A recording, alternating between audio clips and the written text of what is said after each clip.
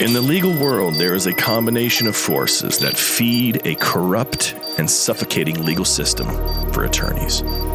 Law schools, law professionals, judges, and even the firms themselves for whom you work create a system, a matrix, if you will, that is nothing like what you thought when you passed the bar exam. The purpose of this podcast is to help you escape this legal matrix, leading you out of the proverbial desert to be free of the bondage of the matrix. Hosted by Bryce D. Nyer, attorney at law with over 30 years experience in the trenches of civil and criminal litigation at the state, federal, and international levels. He's a highly accomplished and resourceful legal professional, a true master of his craft, and he's here to help you get your life back. Here's your host, Bryce D. Nyer. All right. This is Bryce D. Nyer coming at you live from Fayetteville, North Carolina, home of Fort Bragg. We are in the house tonight for another episode of Escape the Legal Matrix. We have, as usual, our mascot, Drake, the Labrador Retriever, who has just come back from another weekend on the coast of North Carolina, where he went to see his Labrador Retriever girlfriend, Bacall, and had a great weekend. And I had a great weekend down the coast as usual, too, mostly on business. And got to thinking about some things and conversations I had with people and conversation I had with one of my closest friends today that I do business with. And he's a personal friend of mine. And as far as I'm concerned, a member of my family. But I won't give out his name, but I will tell you this. He's right. And when we were discussing an issue and which goes along with the topic tonight, it's called being taken for granted. Because I'm going to tell you folks something. You law students, you young lawyers, folks out there, no matter what industry you're in, no matter what relationship you're in, you're going to be taken for granted at some point or another. It happens. People will take and take and take and take and take. And the old saying, if you give them an inch, they'll take a mile, that's true. And you have to know when you're being taken advantage of, when you're being taken for granted. Because sometimes you are giving so much that they're consuming so much, they become a blood-sucking leech. A blood-sucking leech. And you don't know it because you're the type of person that gives and gives and gives your time, your talents, your skill sets, your abilities, and a lot of times maybe your cash, because your time is valuable. And if you were to translate that into cash, it can add up to a considerable sum. So I want you to think about that as we move forward in this episode about being taken for granted. Now, being taken for granted can happen intentionally or unintentionally. Some people may not know they're doing it. They're just so used to doing it, and that's just the way that they operate. That's their operating system. And they kind of hone in. Their radar picks up on people that they feel that they can clearly take advantage of and take them for granted. And they become so used to it that it's just their operating system. It's the way that they live. And when you call them out on it, then they accuse you of being the bad guy or the bad girl. But in reality, you're not. You're setting boundaries. Now, this has happened to me personally and professionally during my life. And perhaps I have done the same thing and taken people or businesses or relationships for granted. I would say that we all have. We're all guilty of it. But when you discover that you are doing it, then you need to take some sort of corrective action. It is not a good thing to take advantage of people and take them for granted. Because when you do that, you just become less of a person. You become really just kind of a schmuck. I mean, I would say other words, but again, this is kind of like a family show, and I don't need to say those type of words. You can fill in the blanks. You can say them to yourself if you wish.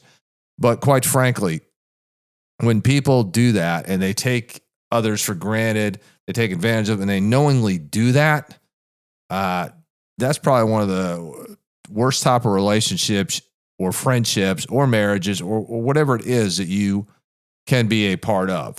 Now, you will see this a lot in marriage where couples break up for different reasons. Maybe lack of intimacy, which includes lack of sex, being pushed away, physical abuse, emotional abuse, mental abuse, But a lot of times the common denominator in marriages that I have seen over my career in practicing law, and again, family law is a big component of our law practice over the decades, is that one spouse took the other for granted.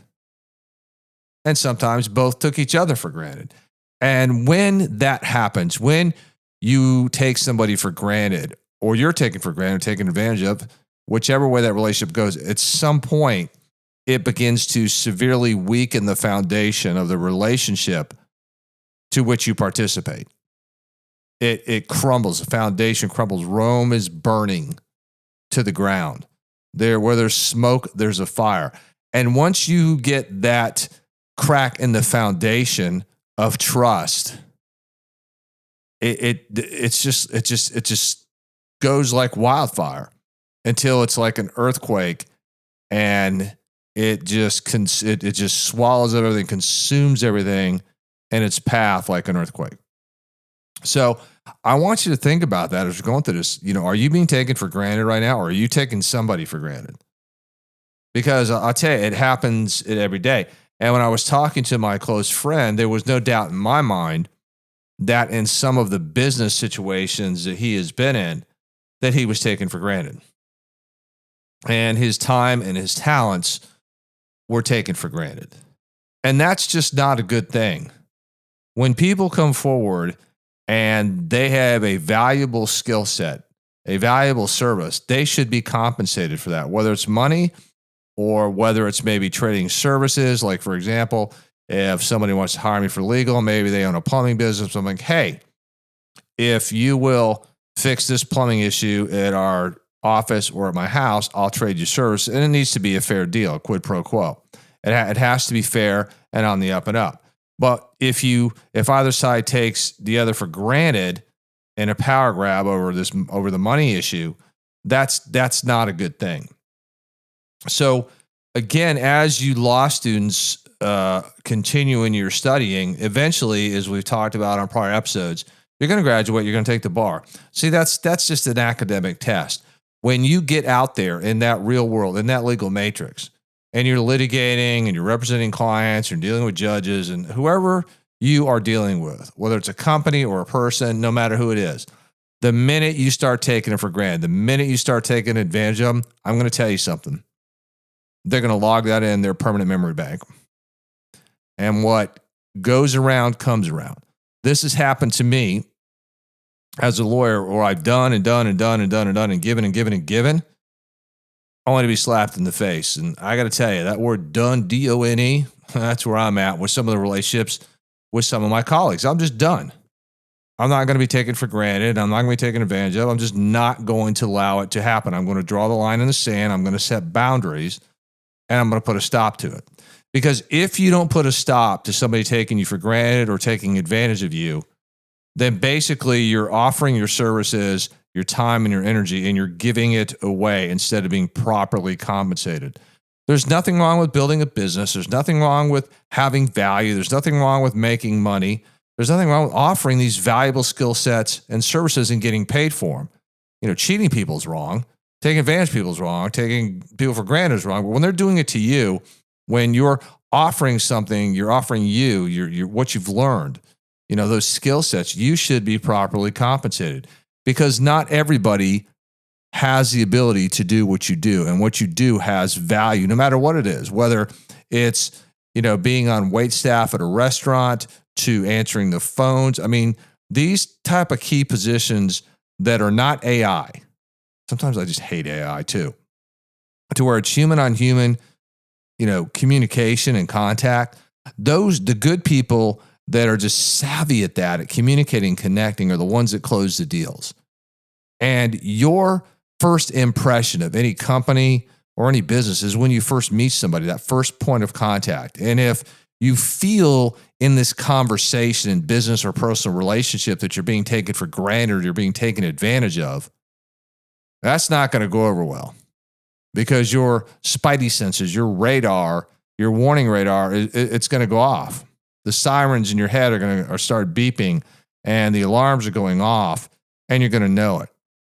It doesn't take long for a person to know they're being taken for granted or taken advantage of. And after a while, if you have enough strength, if you have enough gravitas, you're going to tell that person or those persons or those companies or, again, whatever type of relationship you're in, personal, professional, goodbye.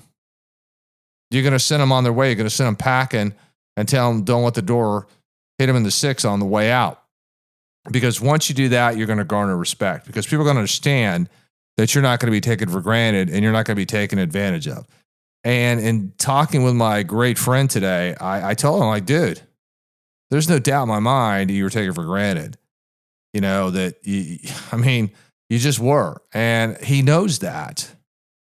And he realizes that. And it's happened to me. And it's just not a good feeling. And once you take you back, once you take your power and put it back where it belongs to where you're in charge and you're in command of your life and your business and your relationship, and you refuse to let people invade and take you for granted and take advantage of you, then that's a real power. That's something unique. It really is. That's when you're in charge. When you can say no. When you can say no. It's a very powerful thing when you can walk away from a person or a situation that's taking you for granted or taking advantage of you, and you have the absolute power to say, no, I'm done. I'm just not going to do it. And sometimes you become infected with that person or you feel this loyalty to them for some reason. Well, I'm going to tell you something. You know where you're going to find out where loyalty is in business or other relationships? When you stop paying them money and you're like, I don't want to do this service anymore. I don't want to do this anymore. And they don't contact anymore. Now, I get it. You want to pay attention to the people that pay.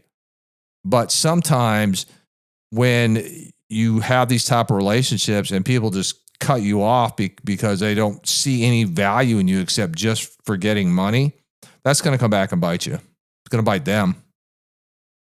Because there may be somewhere down the road where you remember that they didn't forget about you, and now you're really successful. You've really, you built that empire, and then that person comes knocking on your door.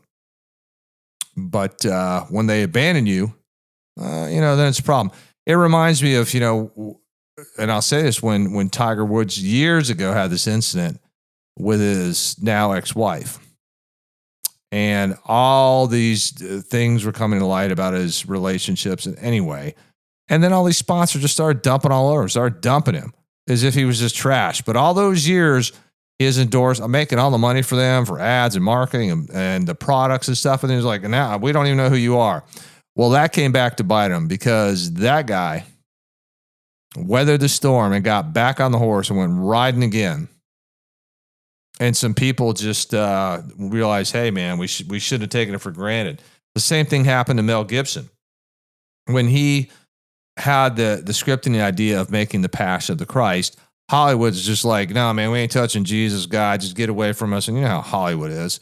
And so Mel Gibson, as the story goes, he put up over $30 million of his own money, put his money where his mouth is, to produce and direct and bring to the big screen The Passion of the Christ, and did a grassroots campaign, irrespective of what the studios said, and was so successful with that movie. I think it made, clearly, domestically, internationally, I want to say it made over $600 million. You can Google and look it up. Well, then all of a sudden, they, turned around and went, whoa, whoa. And then they tried to get back in his graces, and he just wasn't having it. And quite frankly, I don't blame him. And so he was taken for granted. He clearly is a great actor. He's very intelligent, very articulate. And regardless of what his so-called demons may or may not be, he produced and created this great movie that was shown worldwide. And whether you agree with the movie or not, that's irrelevant. What is relevant is that he took his skill sets and his talents and developed this great motion picture that made hundreds of millions of dollars. And the people that took him for granted and the people that took advantage of him and just shut the door in his face, after all those years where he'd made the studio's money, they regretted that decision. Because had they backed him and taken a back-end deal of points, what we call points on the back end, a percentage of the profits, they would have made a killing. But instead, he had the courage to move forward, irrespective of what they thought and irrespective of what they said, and the fact that they took him for granted and, whatever, you're done. Well, he wasn't. And you see that time and time again in many different industries, not just in movie making, but maybe in automotive and steel. Companies where people just took advantage of them, took it for granted, and just said, when you were doing great, we were there, but now, you're kind of in a pit now. We don't want to talk to you. Then they rebound and they rise as this king or queen in their kingdoms. And the people that took it for granted, took advantage of them, are like, whoa, and they want to come back. Well, the door's been shut. So I want you to ask the better question today, tonight, whatever time zone you're in. Where in your world are you being taken for granted? Where in your world are you being taken advantage of? And alternatively, conversely, who are you taking advantage of? Who are you taking for granted? Who or what? Maybe it's yourself. These are the better questions, you law students and you young lawyers, and frankly, everybody out there, no matter what industry you're in or whatever type of relationship, personal or business, you have to ask yourself these better questions that we pose to you on this Escape the Legal Matrix, because everything in life, everything is a relationship. And quite frankly, everything from your birth to your death will involve some transaction between people or companies or entities, and it will involve some sort of legal relationship, no matter whether it's with humans, whether it's with companies, technology, no matter what it is. And you just have to know, when it's time to draw the line in the sand and when it's time to say no. Okay, this has been another episode of Escape the Legal Matrix with yours truly, Bryce D. Nyer in the house with our law director, Drake. And it's been a great time here with you. I hope you will take this to heart, listen to it, really apply it to your life. And until next episode, again, this is Bryce D. Nyer, and we are out of here.